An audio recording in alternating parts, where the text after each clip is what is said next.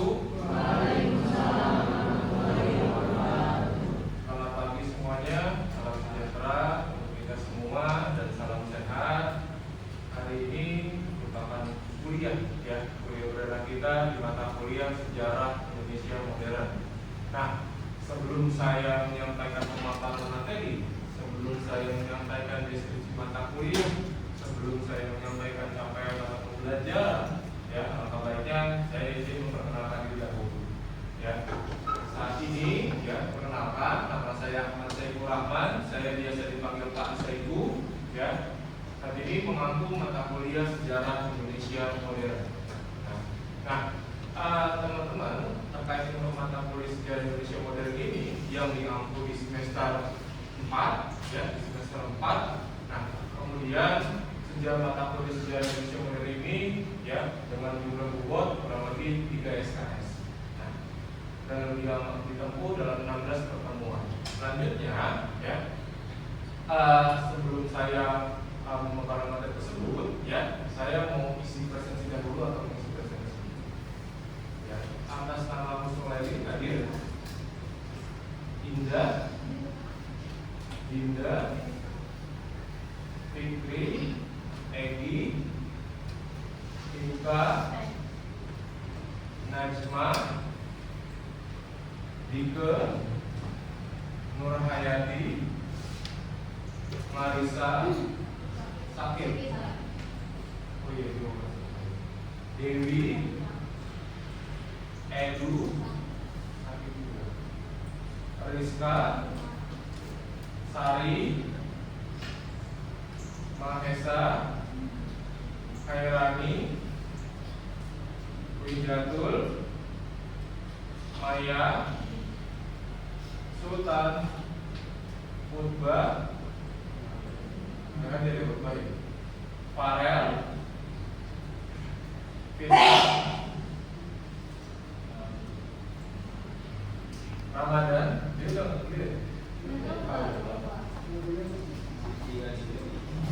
Azril, Dimas, Bunga. Dia bulan kemarin nggak masuk.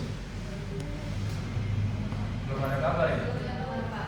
Fauzi, Tria, ada yang belum saya panggil. Oke. Untuk hari ini, kita sebelum memulai perkuliahan tentunya adanya sebuah kontrak atau aturan perkuliahan, kontrak atau aturan perkuliahan. Yang memang di mana kontrak aturan perkuliahan ini untuk menunjang pembelajaran kita. Yang pertama, teman-teman diharapkan atau rekan-rekan mahasiswa diharapkan menggunakan pakaiannya wajib yang berkerah, jangan menggunakan kaos oblong atau sejenisnya. Yang kedua, yaitu wajib memakai sepatu. Yang ketiga, pada saat berlangsung pembelajaran dilarang untuk kami bercanda atau ngobrol. Keempat, jika tidak masuk seperti sakit, wajib memberikan informasi, seperti tadi yang disampaikan. Nah, yang kelima, jika tidak ada lebih 4 kali dalam 1 semester, itu teman-teman dinyatakan tidak bisa mengikuti UAS, karena yang perlu diketahui ini kita bermain dengan sistem, jadi otomatis teman-teman ketika 4 kali tidak ada keterangan itu tidak dapat atau mengikuti uji. Nah, lalu kita masuk ke deskripsi mata kuliah. Mata kuliah Sejarah Indonesia Modern. Nah, mata kuliah Sejarah Indonesia Modern ini merupakan rangkaian yang berisikan tentang peristiwa di sejarah Indonesia sendiri. Teman-teman mengingat pada saat semester 2 dapat mata kuliahnya Sejarah Indonesia Kuno, semester 3 dapat mata kuliah Sejarah Indonesia Madya, dan keempat atau saat ini yaitu dapat mata kuliah Sejarah Indonesia Modern. Gambaran mata kuliah atau deskripsi mata kuliah ini yaitu di mana mata kuliah ini tentunya mempelajari mengenai peristiwa sejarah dari masa pergerakan nasional hingga munculnya reformasi. Nah, kalau pergerakan nasional kurang lebih revolusinya tahun berapa? 1908. Kemudian kalau tahun 2004. Oke ya. Jadi tidak secara langsung nanti apa yang kita pelajari selama 16 pertemuan tersebut ya, itu di mana realisasi waktunya dari 1908 hingga 2004. Nah, untuk isinya ya, isinya apa saja yang nanti dibahas? Yaitu yang pertama adanya masa pergerakan nasional, yang kedua yaitu pendudukan Jepang di Indonesia merdeka, kemudian ada revolusi Indonesia ya, selanjutnya ada pengakuan kedaulatan Republik Indonesia, selanjutnya Indonesia di masa demokrasi parlementer atau liberal ya, selanjutnya ada Indonesia di masa demokrasi terpimpin ya, ada Indonesia masa orde baru, dan terakhir tentunya reformasi. Berarti kurang lebih dari 1908 hingga 2004 ya, teman-teman nanti akan berbicara atau sering kita nanti akan berdiskusi dengan masalah atau garis waktu yang ditentukan tersebut ya. Jadi jelas. Nah, kemudian ya dalam hal untuk kemudian pada saat pembelajaran ini berlangsung, yaitu di mana untuk mencapai sebuah capaian mata pembelajaran di mata kuliah. Yang pertama ya, diharapkan untuk rekan-rekan mahasiswa mampu adanya merencanakan, melaksanakan, dan mengevaluasi pembelajaran dengan pendekatan pembelajaran siswa aktif yang memanfaatkan potensi masyarakat setempat sesuai standar yang ditetapkan. Artinya pada saat kegiatan berlangsung, pembelajaran berlangsung, teman-teman diharapkan ya ada sebuah konsep merencanakan. Mau presentasi berarti otomatis mempunyai sebuah rencana apa yang ingin ditampilkan. Itu kan bagian dari rencana ya teman-teman ya. Nah, melaksanakan pada saat kegiatan berlangsung, apakah hadir atau tidak teman-teman ya. Kemudian mengevaluasi ya, setelah yang namanya nanti pada saat selesai materi baru diberikan sebuah kesimpulan ya, itu bagian dari proses pembelajaran. Yang kedua yaitu diharapkan pada saat di poin kedua, mahasiswa ya mampu menjelaskan mengenai Indonesia di masa pergerakan nasional ya. Apa yang dibahas? Ada yang muncul dari pelajar ya, muncul organisasi ya, baik itu bersifat kedaerahan, agama, politik, pemuda, dan yang ketiga ya, mahasiswa mampu menjelaskan yaitu di mana persiapan kemerdekaan ya, baik itu pembentukan BPUPKI, PPKI, Rengas Dengklok ya, teks proklamasi ya, peristiwa proklamasi hingga kemerdekaan Indonesia. Kelima, mahasiswa mampu memahami peristiwa pasca. Kalau tadi di poin keempat sebelum ya, kalau sekarang yang kelima yaitu pasca, setelahnya ya, setelah kemerdekaan, baik itu peristiwa di lapangan Ikada, rapat PPKI, dan penyusunan undang-undang. Kemudian untuk poin ke-6, mahasiswa mampu menjelaskan dalam hal ini peristiwa heroik ya, dalam rangka mempertahankan kemerdekaan Indonesia ya. Yang ketujuh yaitu mahasiswa mampu menjelaskan Indonesia masa kabinet ya, Sultan Syahrir, Abdul Syarifudin, dan Muhammad. 8 yaitu mahasiswa diharapkan mampu dapat menjelaskan pengakuan kedaulatan Republik Indonesia dan terbentuknya Indonesia. 9 dan 10 ini merupakan bagian dari materi rangkaian di Indonesia masa demokrasi parlementer atau liberal. 11 mahasiswa mampu menjelaskan perbuatan Irian Barat dan nasionalisme perusahaan Belanda. 12 mahasiswa mampu menjelaskan di Indonesia masa demokrasi terpimpin ya. 13 mahasiswa mampu memahami berakhirnya Orde Lama dan munculnya Orde Baru. 14 mahasiswa mampu memahami munculnya reformasi. Nah, itu tadi untuk capaian pembelajarannya. Kemudian selanjutnya ini ya, untuk materinya ya, antara materi dengan capaian pembelajaran tidak terlalu berbeda jauh ya, seperti yang saya sampaikan sebelumnya. Untuk pertemuan, kita mau kuliah pertemuan. Kita ini kuliahnya masih hybrid learning atau di mana offline dan online. Yang memang di mana nanti ada online atau offline gitu ya. Nah, untuk pertemuan pertama dan kedua itu saya menjelaskan ya, yaitu untuk pertama saya menjelaskan tentang sosialisasi RPS ya, kemudian ada kontrak belajar, dan hari ini akan nanti dibentuk yaitu di mana pembentukan pembagian kelompok. Nah, selanjutnya yang kedua ya, ini masih saya menjelaskan yaitu di mana saya menyampaikan, yaitu hari ini saya akan sampaikan yaitu di mana masa Indonesia ya pergerakan nasional dari 1908 hingga 42. Nanti selanjutnya di pertemuan ketiga sampai nanti di pertemuan ke-15 itu teman-teman nanti tinggal diekspor atau pembagian atau pembentukan kelompok. Materi dari mana? Dari apa yang saya sampaikan sebelumnya. Nah setelah ini nantinya akan saya berikan namanya PowerPoint yang saya sampaikan. Kemudian nanti teman-teman tinggal menentukan kelompoknya masing-masing saja. Nah,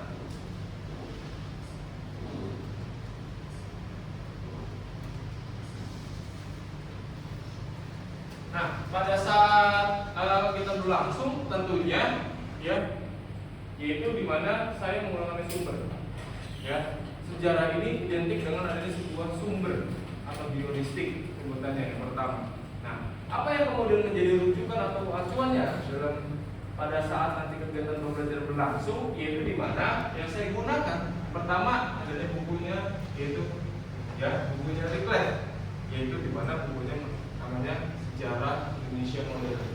Yang kedua ya saya menggunakan buku Sejarah Indonesia itu kelima dan keenam ya. Nah dalam pelaksanaannya juga tentunya ada beberapa aspek penilaian terhadap diri saya, yaitu di mana aspek penilaiannya entah itu dari kehadiran, ya, tugas, UTS dan UAS, ya. Nah, kemudian terakhir, ya, teman-teman, ya, saya minta dalam hal ini tadi sudah tentukan tugas kelompok. Saya juga memberikan namanya tugas individu. Nah, tugas individu tersebut yaitu selain nanti membuat presentasi materinya, yang kedua teman-teman saya wajibkan ya untuk membuat artikel publikasi. Dalam hal ini apa? Tulisan-tulisan sejarah teman-teman yang nantinya dieksplor, dipublikasikan, ya disampaikan di apa? Berbagai macam media yang kita gunakan. Misalnya teman-teman suka menggunakan media Wattpad ataupun Kompasiana, itu nanti tinggal teman-teman menyesuaikan situasi.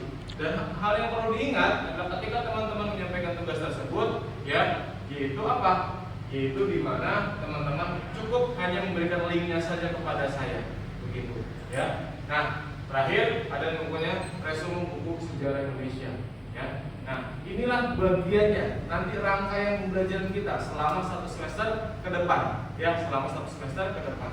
Sampai sini ada yang ingin tanyakan sebelum kita berlanjut? Cukup jelas pemaparan yang saya sampaikan? Jelas? Apa yang saya sampaikan terlalu cepat atau tidak? Tidak. Oke, baik. Kita lanjut di materi ya.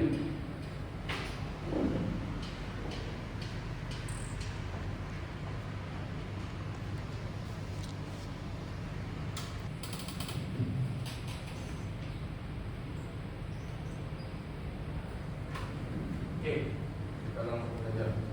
Ya, bicara masalah Indonesia di masa pergerakan nasional. Berarti kita bicara awal abad ke-19, ya, awal abad ke-19. Karena 1908, ya, kita bicara cukup panjang. Ya, teman-teman mungkin sudah tidak asing bicara masalah pergerakan nasional. Ya, bukan berarti pergerakan nasional tersebut, ya, artinya skala daerah, bukan, akan tapi tingkat nasional. Apa yang kemudian kita bisa lihat yaitu di mana ya, sebelum bicara pergerakan nasional awal abad ke-19, kita bicara sebelum dahulu, ya, karena apa? Posisi sejarah yaitu kontinuitas atau keberlanjutan, bisa dilihat seperti itu, ya. Apa yang kemudian bisa dilihat? Yang pertama kita bisa lihat ciri, ya, perlawanan sebelum abad ke-20. Ya, ini yang saya lihat dari kacamata perspektif saya melalui buku SNI Modern, buku Riklet, itu ada 5 yang dilihat. Yang pertama, perlawanannya bersifat lokal, ya, terjadi di daerah tanpa adanya koordinasi antar daerah. Kita tentu ingat, teman-teman, perlawanan daerah apa saja? Perang di Ponorogo, kemudian perang Padri, perang Puputan di Bali, ya, perang di Ponorogo. Ya, artinya apa? Itu bagian dari perlawanan di daerah masing-masing. Setiap daerah mempunyai ciri khas masing-masing tuh. Peperangan terjadi. Bagaimana kemudian untuk melakukan perlawanan terhadap Belanda? Itu yang digunakan. Nah, selanjutnya apa? Tidak menggunakan adanya organisasi, tetapi dilakukan secara berkelompok. Apa yang teman-teman sebutkan tadi? Perang Padri, perang Palembang, perang Hutan, Diponegoro, ya, mereka bergerak hanya kelompok bagian di ruang lingkup situ-situ saja, ya, bukan bicara skala nasional. Padahal kita bicara terkait masalah Indonesia berarti otomatis bicara sebuah skala nasional. Nah, kemudian ya ketiga dipimpin oleh tokoh masyarakat. Ya, setiap peperangan yang terjadi di daerah masing-masing pasti apa? Pasti mempunyai tokoh yang dipimpin atau tokoh yang disegani. Perang Pangeran Diponegoro udah pasti Pangeran Diponegoro saja yang memadai. Ya, kemudian mengutamakan kekuatan senjata, namun kalah dari segi persenjataan. Masyarakat Indonesia sadar, ya, kita mengusir Belanda atau mengusir penjajah, akan tetapi ya kita menggunakan senjata seadanya aja, ya, memanfaatkan apa yang kita punya begitu. Nah, yang kelima mudah dipecah belah karena kurangnya koordinasi antar pemimpin dan bawahannya. Nah, poin kelima ini seringkali terjadi. Adanya apa? Politik adu domba, ya, seringkali kita diadu domba permasalahan-permasalahan sedikit, ya. Nah, ini yang kemudian bisa dilihat sebelum bicara abad ke-19 itu, ya, sebelum bicara pergerakan nasional, ini yang kita lihat. Artinya bagaimana kemudian untuk namanya melawan penjajahan tersebut, ya, perlawanan di beberapa daerah dan kurang adanya koordinasi sehingga kemudian sering terjadinya Belanda memanfaatkannya dalam bentuk politik adu domba. Oke, nah selanjutnya. Ya, apa yang kemudian mendorong lahirnya pergerakan nasional yaitu di mana ada faktor internal dan eksternal. Internal, lahirnya golongan pelajar akibat dilaksanakannya politik etis. Ya, dalam bahasanya Sartono disampaikan, ya, dalam buku Sejarah Pergerakan Nasional disampaikan, yaitu apa? Mereka yang diberikan sebuah kesempatan untuk belajar pasca politik etis yang kemudian berdampak ke masyarakat itu sendiri. Artinya apa? Di saat itu setelah pasca terjadi politik etis, ya, masyarakat pribumi saat itu, ya, itu diberikan kesempatan untuk belajar, untuk menimba ilmu kemana? Bukan ke Indonesia, akan tetapi kemana? Ke luar negeri. Untuk apa? Untuk mempelajari adanya sebuah sistem pendidikan, pemerintahan, budaya pasti, ya, itu yang ditekankan, ya. Kenapa? Karena setelah dari sana mereka pasti apa? Untuk mengaplikasikannya ke negara. Makanya lahirnya berbagai macam pemahaman-pemahaman ideologi, ya. Nah, kemudian ya kemajuan di bidang transportasi dan komunikasi yang telah mendorong bangsa Indonesia saling memberi kabar berita. Saat itu bukan sekarang kita gunakan untuk memberikan kabar. Contohnya sekarang kita udah media udah canggih juga di abad ke-21. Menggunakan apa salah satunya? Misalnya handphone atau email. Saat itu bukan itu yang digunakan, akan tetapi menggunakan kabar berita dalam bentuk surat kabar atau surat dalam bentuk koran, ya, media cetak, ya, itu yang digunakan untuk memberikan sebuah kabar, ya. Nah, selanjutnya adanya sebuah prasasti nasib yang terakhir kenangan kejayaan. Nah, ini bisa dikatakan sejarah di Indonesia. Kenapa? Karena kita berpikir pada saat di zaman Hindu Buddha, ya, Indonesia itu merupakan bagian dari kekuasaan banyak sekali dalam bentuk apa? Raja Majapahit, Sriwijaya, ya, itu kan luas daerahnya cukup luas saat itu, ya. Nah, kemudian ada faktor luarnya yaitu kemenangan Jepang atas Rusia, ya, tahun 1905, munculnya atau lahirnya pergerakan nasional di negara Asia lainnya, ya, di Tiongkok, India dan Turki. Pengaruh yang ketiga, pengaruh paham-paham baru seperti nasionalisme, ya, sosialisme, liberalisme dan demokrasi. Nah, ini bukan apa? Dampak dari mereka yang diberikan kesempatan untuk belajar. Mereka mempelajari di negara-negara lain. Bagaimana sih mempelajari kebudayaan di tempat daerah masing-masing? Ya, oke. Selanjutnya, munculnya editor pelajar. Ada 3 yang saya bahas, yaitu yang pertama pendidikan tinggi, tumbuhnya kaum terpelajar dan posisi strategis. Kebijakan pemerintah kolonial Belanda yang memperkenalkan sistem pendidikan Barat di Indonesia memberikan peluang, ya, untuk kalian tumbuhi, ya. Yang kedua adanya tumbuhnya kaum terpelajar, ya. Ketiga adanya posisi strategis. Nah, artinya apa? Yang saya sampaikan sebelumnya, bicara masalah editor pelajar, ya, yang menggerakkan bagian dari, berarti artinya secara tidak langsung ya, di saat pergerakan nasional bukan hanya fisik lagi yang dikuras, akan tapi apa? Cara berpikirnya, orang secara pemikiran, lahirnya. Teman-teman belajar ke daerah tertentu, bisa dari Jakarta ke Jogja, tentunya apa? Analogi sederhananya, pasti mempelajari kebudayaannya. Yang biasanya ngomongnya gua elu di Jakarta, ketika ngomong di daerah Yogyakarta dengan budaya yang sederhana seperti itu, yang ramah, ya pasti otomatis apa? Aku, kamu, itu masih terbawa tuh kultur budayanya tuh, ya. Nah sama mereka dalam ini siapa? Sultan Syahrir, Haji Agus Salim. Mereka yang belajar, mereka mempelajari bahasa yang utama, ya. Kenapa mesti bahasa? Kenapa? Karena alat untuk komunikasi paling sederhana. Berarti secara langsung tokoh-tokoh pergerakan nasional yang diberikan kesempatan untuk belajar, mereka harus memahami. Mau ke Belanda, ya. Tapi kalau masih menggunakan bahasa Indonesia lucu namanya, kan begitu. Berarti artinya secara tidak langsung apa? Memahami bagaimana kemudian untuk berkomunikasi menggunakan bahasa Belanda. Ya. Nah, itu yang bisa dilihat. Selanjutnya,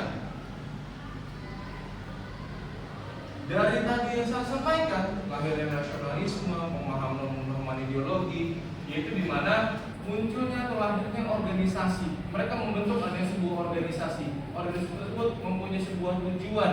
Untuk apa? Untuk bagaimana melakukan perlawanan. Ya, contoh sederhana. Ada 4 yang saya ambil di sini, ada organisasi Budi Utomo, Sarekat Islam, Perhimpunan Indonesia, dan Partai Komunis Indonesia. Ya, Budi Utomo. Nah, organisasi pertama kali ya yang hadir di Indonesia yaitu organisasi Budi Utomo. Ya, lahir tahun 1908 atau yang kita kenal atau seringkali kita ikuti kalau teman-teman mengikuti, yaitu di mana Hari Kebangkitan Nasional. Ya, nah teman-teman misalnya kayak kemarin minggu lalu sebelumnya tuh, ya, yaitu di mana apa? Museum Kebangkitan Nasional. Kalau teman-teman pahami, itu sering namanya suka mengadakan upacara. Ya, adanya upacara. Biasanya kalau upacara itu menggunakan pakaian daerah. Ya kalau tidak mau ribet atau hubungannya, juga hanya menggunakan pakaian tadi selesai. Kan seperti itu. Itu seringkali sampai hari ini. Kemudian adanya Sarekat Islam, ya, organisasi yang memperjuangkan perbaikan ekonomi, ya, dan sosial bagi rakyat Indonesia. Nah, kemudian ada yang 3 yaitu Perhimpunan Indonesia. Nah, ini mereka ya, yaitu organisasi mahasiswa, yaitu di mana Indonesia yang di Belanda. Siapa? Muhammad Hatta, ya, salah satunya yang memberikan surat kabar ya tentang adanya berita-berita atau isu-isu politik begitu ya. Dan kemudian ada PKI atau Partai Komunis Indonesia, ya, organisasi yang memperjuangkan keadilan sosial dan kemerdekaan Indonesia.